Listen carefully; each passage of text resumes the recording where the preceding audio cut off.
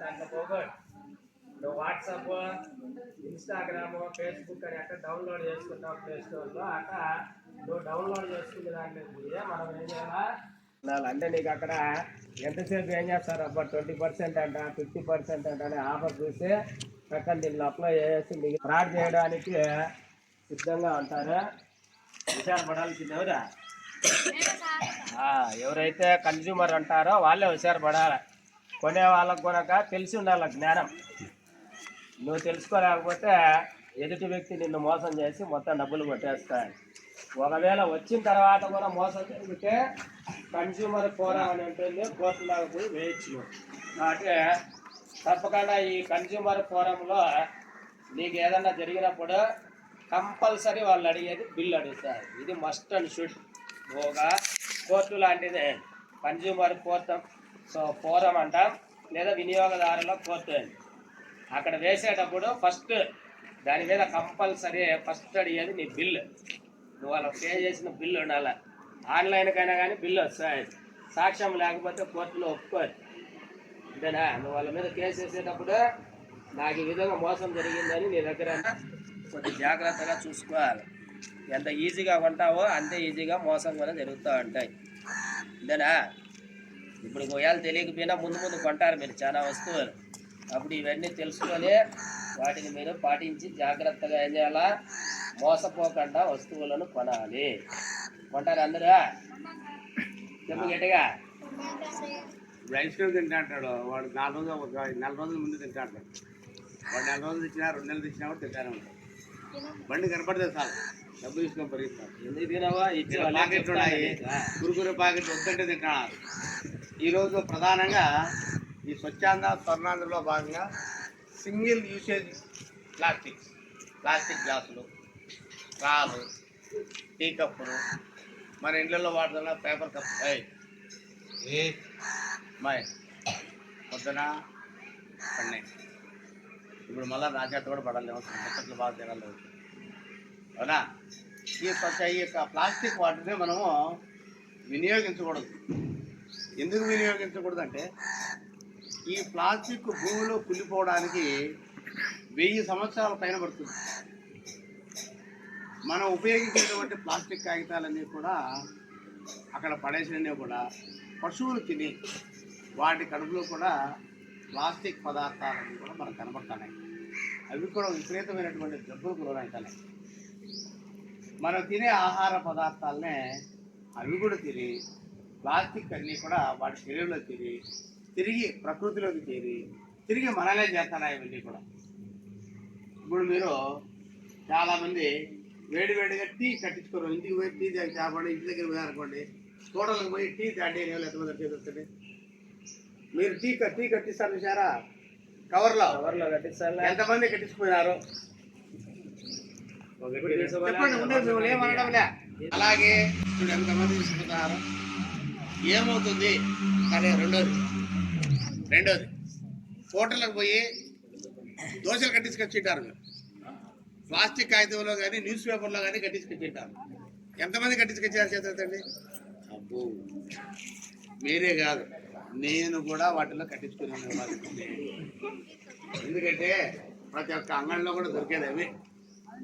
ఇప్పుడు పెళ్ళికి పోతారు, ప్లాస్టిక్ పెళ్ళిలో కానీ విందు భోజనాలకు పోతారు, వేడి బిర్యానీ కానీ సాంబార్ కానీ ప్లాస్టిక్ కాగితాల్లో, ప్లాస్టిక్ కాగితాలు, అట్టలో, పేపర్ ప్లేట్లో. మీరు తిన్న వాళ్ళు ఎవరైనా అంత ఎంతమంది తిన్నారు? నేను కూడా నిన్న కూడా తిన్నా. నువ్వు కదా తినలేదా ఇంతవరకు? ఎప్పుడే కానీ. ఓ వెరీ గుడ్.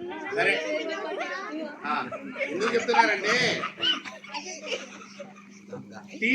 టీ కానీ వేడి టీ ప్లాస్టిక్ యొక్క పేపర్లలో కానీ ప్రభుత్వ నిర్ణయం ప్రకారమైన మన నిర్ణయం ప్రకారమైన కూడా సింగిల్ యూజ్ ప్లాస్టిక్ ఉన్నటువంటి పదార్థాలను మనం వినియోగించకూడదు. మన పాఠశాలలో అలాంటి పేపర్లు ఏమి కూడా కనపడకూడదు. అంతేనా? ముఖ్యంగా దోశలు తెచ్చుకుంటా అంటారు, పార్సలు తెచ్చుకుంటా అంటారు, న్యూస్ పేపర్లో కట్టిస్తారు.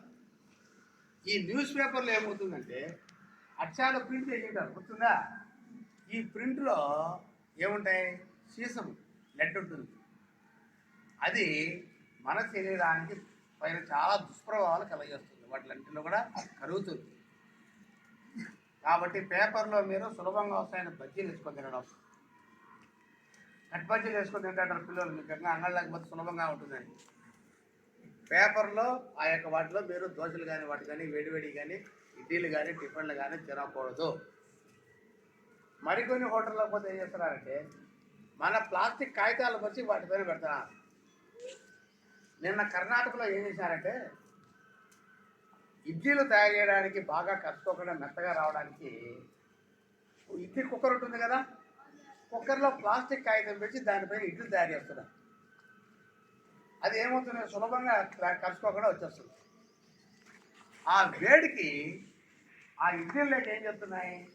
ప్లాస్టిక్ రేణువులన్నీ చేరుతున్నాయి. అది జబ్బులు కలగడానికి కారణమవుతుందని చెప్పేసి కర్ణాటక ప్రభుత్వము ఇడ్లీలు తయారు చేసేటప్పుడు ఆ యొక్క ప్లాస్టిక్ కాగితాలు వినియోగించకూడదు అని బ్యాన్ విధించింది. ఆర్డర్ పాస్ చేశాను.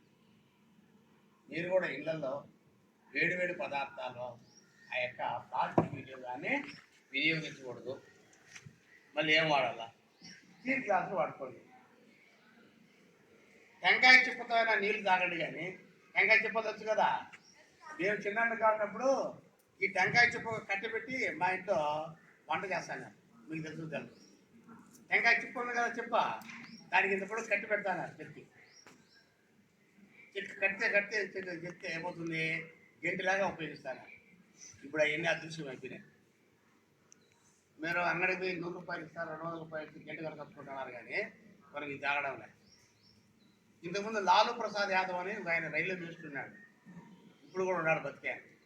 ఆయన ఏం చేసినంటే రైల్లో ప్రయాణించే వాళ్ళకు మట్టి ముంటలు, మట్టి తెలుసు కదా, మట్టితో తయారు చేసినటువంటి మట్టలతో నీటిని మజ్జిగను సరఫరా చేసేవాళ్ళు. అట్లా మన స్టీల్ పాత్రలు వినియోగించుకోండి. అల్యూమినియం పాత్రల కంటే కూడా స్టీల్ పాత్రలు, మట్టి పాత్రలు మేలు, మనకు ఆరోగ్యాన్ని కలుగుతాయి. మన పాఠశాలలో రేపటి నుంచి ఎక్కడే కానీ ప్లాస్టిక్ వస్తువులు ఒకేసారి వినియోగించి యూజ్ అండ్ త్రో వస్తువులు మనకు కనపడకూడదు. అర్థమైందంగా? మీరు కూడా వినియోగించకూడదు. ఇంట్లో చెప్పాలా? ఇంకా 2 లాస్ట్లో మీకు ప్రభుత్వం వారు 10 గంటకే 10:30 గంటల కూడా భోజనం ఏర్పాటు చేయమని చెప్పింది. ఇప్పుడు పొద్దున్నే అవునా? పొద్దున్నే తినకుండా వచ్చాను. ఎంతమంది ఉన్నారు చదువుతండి? ఇంటి నుంచి వచ్చేటప్పుడు, వీడికి వచ్చేటప్పుడు బడికి వచ్చి మీరు ఒక్క పొద్దుతారు కాదు, ఉపవాసం ఉండేవాళ్ళు కాదు, ఉపవాసం ఉండేవాళ్ళు కాదు. మామూలుగా బడికి ఈ టయానికి వచ్చేటప్పుడు మీరు తినకుండా, ఏమి తినకుండా బడికి వచ్చేవాళ్ళు చదువుతండి. ఒకరు ఇద్దరు. నువ్వు కూడా ఏం తినవా? రోజునా? ఈరోజేనా? నువ్వురా, నువ్వు చేతులు ఇచ్చేదేనా? నువ్వురా ఏమి తినవు? 1 2 3 4 5 6. మీరు 6 మంది ఏమి తినగానే వస్తారా? మీ 6 మంది కోసము మిగతా అందరూ కూడా 10:30కే భోజనం చేస్తారా? లేదా మీరు అందరూ ఈ 6 మంది కూడా మీరు తినొచ్చి మధ్యాహ్నం 12 గంటలకు టయానికి భోజనం చేస్తారు, భోజనం చేసి ఇంటికి పోతారు? అవి 2 నిర్ణయాలు మాకు కావాలి. మీకు అర్థమైందా? 10:30కు మీరు అన్నం తింటే ప్రభుత్వ ఉద్దేశం ఏంది? పల్లె నుంచి వచ్చినటువంటి వాళ్ళు, ఇంటి దగ్గర ఉన్నటువంటి వాళ్ళు ఉదయాన్నే చేయలేరు, 7:30కి అంత బడికి వచ్చేయాలి. అప్పుడు ఇంట్లో మీరు ఏమీ తినలేదానికి వీలు ఉండదని చెప్పి 10:30కే పెట్టబడ్డారు. మీరు ఇంట్లో సద్దన్నం ఉన్నా తినండి, చపాతీలు మిగిలినా తినండి, ఉప్పు అయినా తినండి. అవునా? సద్దన్నం మేలు. ఇంకా మధ్య కలుపుకొని ఆనందంగా తిండండి, చాలా చల్లగా ఆరోగ్యంగా ఉంటుంది. అంత కింద తినద్దు, అంత తినడానికి చాలు. రాత్రిపూట కావాలంటే కాస్తంగా బియ్యం ఎక్కువ మీరే ఒత్తిడి చేయించండి. ఇంట్లో అన్నం మిగులుతుంది. ఆ అన్నంలో నీళ్లు కలుపుకొని తాగిరండి. నీళ్లు కానీ లేదే అదే అన్నంలో ఏం చేస్తారంటే మిగులుతుంది కదా అన్నము, మీ అమ్మ నాయనకలు ఆలోచించద్దు, దాంట్లో నీళ్లు పోయండి. 2 గ్లాసులు నీళ్లు పోయండి. వాటిని మట్టిలో దాని నీళ్లు వస్తే ఇంకా మట్టి కూడలు ఉంటే ఇంకా మేలు. పొద్దున్న ఎర్రగడ్డలు కలుపుకోండి. ఆరోగ్యంగా ఎర్రగడ్డ పచ్చిమిరపకాయ కలుపుకొని తినండి, లేదా మజ్జిగ కలుపుకొని తినండి. చాలా ఆరోగ్యం. వినపడతానే?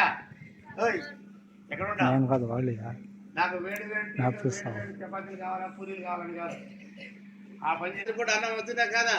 చపాతీలు చేసుకునే 2 చపాతీలు ఎగస్ట్రా చేయండి, ఇంట్లో పెట్టుకోండి, పొద్దున్న తినేసిరండి. పాలన్న కలుపుకోండి, మజ్జిగన కలుపుకోండి, నీళ్ళన్న కలుపుకోండి, చక్కగా తినేసి ఎర్రగడ్డలు కలుపుకొని తినేసిరండి. ఎర్రగడ్డ ఉంటుందా ఇంట్లో? ఉంటుందా ఉండదా? పచ్చిమిరకాయలు ఉంటాయా? కాస్త ఉప్పు ఉంటుందా? అన్న కలుపుకొని తినేసిరండి. అది చేయండి. మీరు 6 మంది కోసం అందరికీ కాకుండా అందరూ కూడా 12 గంటలకు వచ్చి ఫోన్ చేసుకొని ఇంటికి వెళ్ళవారిపోదు. సరిపోతుందా? అందరూ 12 గంటలు తింటారంటారా? ఏమి చెప్పండి, తింటామని చేతుందండి. తినే వాళ్ళంతా కూడా 12 గంటలకు చేతులు ఎత్తుంటారా? ఎత్తండిరా. నువ్వు అన్న తినవా? ఏమి నువ్వు ఎప్పుడు అన్న తినవా? ఈరోజు సరే, మళ్ళా రంజాన్ అయిపోతే ఏదో సరే. మెజార్టీ అభిప్రాయం 12 గంటలకే భోజనం వస్తుందే, భోజనం తినేసిరండి. మిగతా వాళ్ళందరూ కూడా పొద్దున్నే ఏర్పాటు చేసుకోండి ఆ విధంగా. సరేనా? పంపిద్దాం సార్. మీ క్లాస్ రూమ్లోకి వెళ్ళి 9కి వెళ్ళిపోండి.